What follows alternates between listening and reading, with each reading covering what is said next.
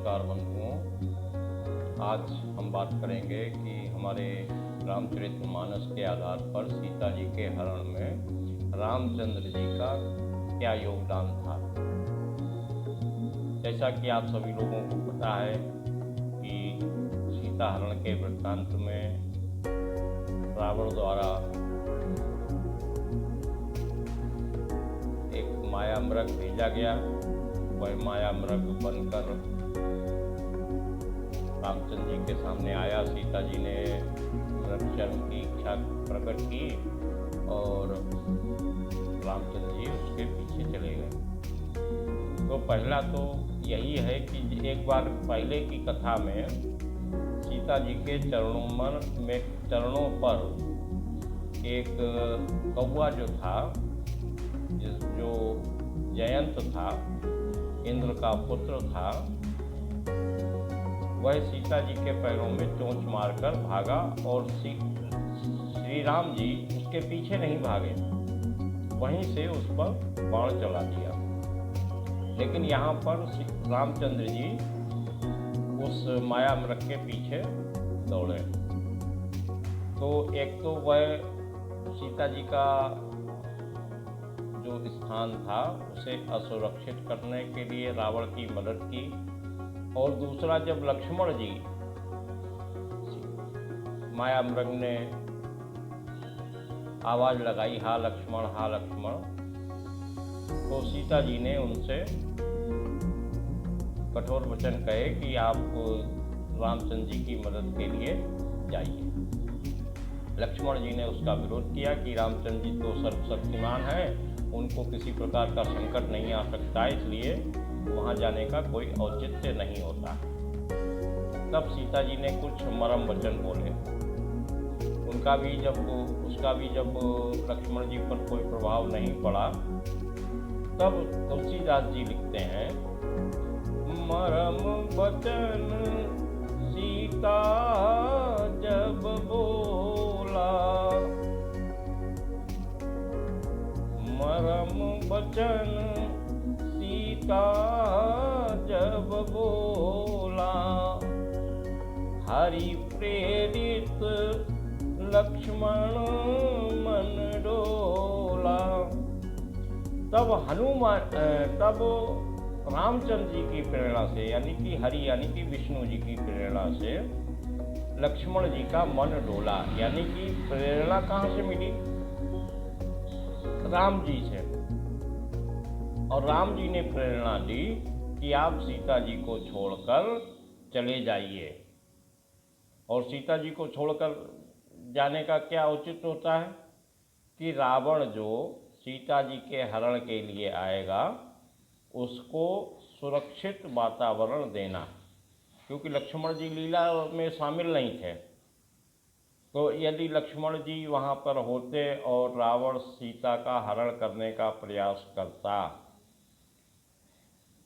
तो वहीं रावण का अंत हो जाता और राम जी की जो लीला थी वह आगे नहीं बढ़ पाती।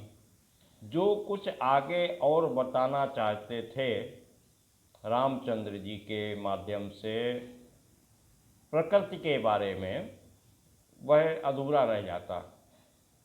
इसलिए लक्ष्मण जी को सीता जी के पास से रामचंद्र जी ने प्रेरणा देकर हटा दिया। तो रामचंद्र जी अप्रत्यक्ष रूप से रावण की मदद करते हैं सीता हरण करने के लिए। और ये केवल राम कथा की बात नहीं है। आप देखिए, राम से पहले कृष्ण लीला में क्या होता है। कृष्ण लीला में कंस अपनी बहन को सप्रेम वासुदेव से विवाह के पश्चात विदा करवाकर छोड़ने जा रहा था। तो कंस को एक आकाशवाणी सुनाई पड़ी। अब आकाशवाणी को भी आप इसी दृष्टिकोण से ले सकते हैं, हरि प्रेरित। आकाशवाणी तो हरि प्रेरित ही होगी ना, कि जो कुछ पहले बाद में होने वाला है उसको पहले बता देना कि ये होने वाला है। तो आकाशवाणी का करना और कंस को सुनाना उस आकाशवाणी का, ये बिल्कुल वैसे ही है जैसे सीता हरण में रावण को सीता हरण के लिए सुरक्षित मार्ग देना। और कंस ने फिर क्या किया, उस आकाशवाणी को सुनकर क्या किया, देवकी और वासुदेव को अपहरण कर लिया और उसको जेल में डाल दिया। ये भी अपहरण ही है, हरण और अपहरण। अब आप अन्य कहानियों में भी देखिए,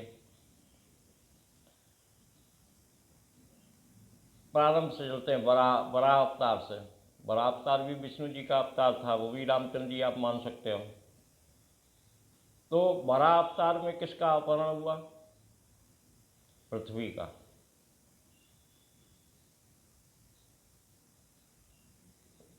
वो किसने करवाया, वो भी इसी प्रकार की घटनाएं हैं।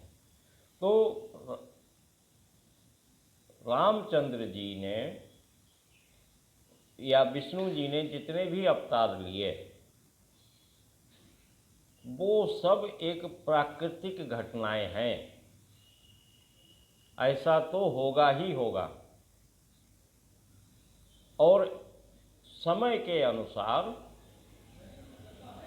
उन घटनाओं की स्थिति बदल जाती है, क्योंकि समय के अंतराल से प्रकृति और हमारा ब्रह्मांड बदलता है। इन्हीं चीज़ों को जब पुराणों में समझाया गया तो लोगों की समझ में सबसे पहले वेद में समझाया गया। वेद में तत्वतः सारी बातें बताई गईं, लेकिन चूंकि वह हमारी कल्पना से अलग की चीज़ें हैं तो हम उनको समझ नहीं पाए। तो जब वेद नहीं समझ पाए तो पुराणों के अनुसार उसको समझाने का प्रयास हुआ, और पुराणों में भी जब बहुत सी चीज़ें नहीं समझ पाए तब हमें रामायण और महाभारत के माध्यम से वही सब समझाया गया जो वेदों में तत्वता है। अभी भी हम वेदों को नहीं समझ पाते हैं, क्योंकि वेदों में सूत्र शब्द में है। वेदों में यही सब चीज़ें सूत्र में हैं, और उन सूत्रों में जो शब्द हैं उन शब्दों के अर्थ नहीं पता है हमें कि उन शब्दों का क्या आशय है। जो भाष्यकार हैं, जो अनुवाद करता या भावार्थ करता है, उन लोगों ने भी अपनी भावनाओं के अनुसार कि वेद में किसी ने पूजा पाठ किया, किसी ने निर्गुण का साक्षात्कार किया, किसी ने सगुण का साक्षात्कार किया, किसी ने यज्ञ का साक्षात्कार किया और किसी ने कुछ किया, लेकिन तत्वतः प्रकृति को समझने में हम असफल रहे। और धीरे धीरे उस संस्कृत का भी वर्तमान समय में तो लगभग लोप ही हो चुका है, तो हम उसको समझ नहीं पाते हैं। जब कोई दूसरी भाषा के जानने वाले कोई प्रकृति के बारे में खोज करते हैं, तब हमें एहसास होता है कि अरे यह तो हमारे वेदों में था।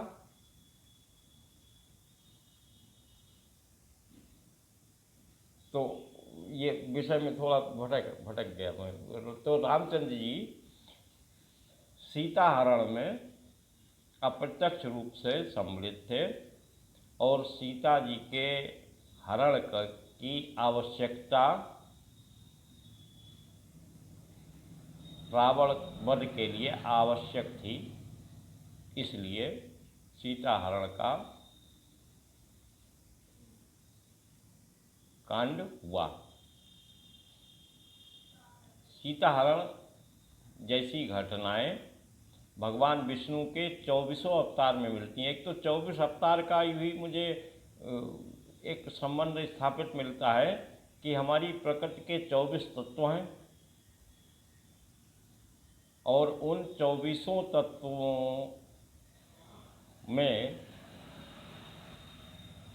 भगवान विष्णु हैं और विष्णु द्वारा उन 24 तत्वों की क्रमशः उत्पत्ति करना। ये 24 तत्व एकदम प्रकट नहीं हुए हमारी सृष्टि में, ये क्रमशः हुए। तो इन क्रमशः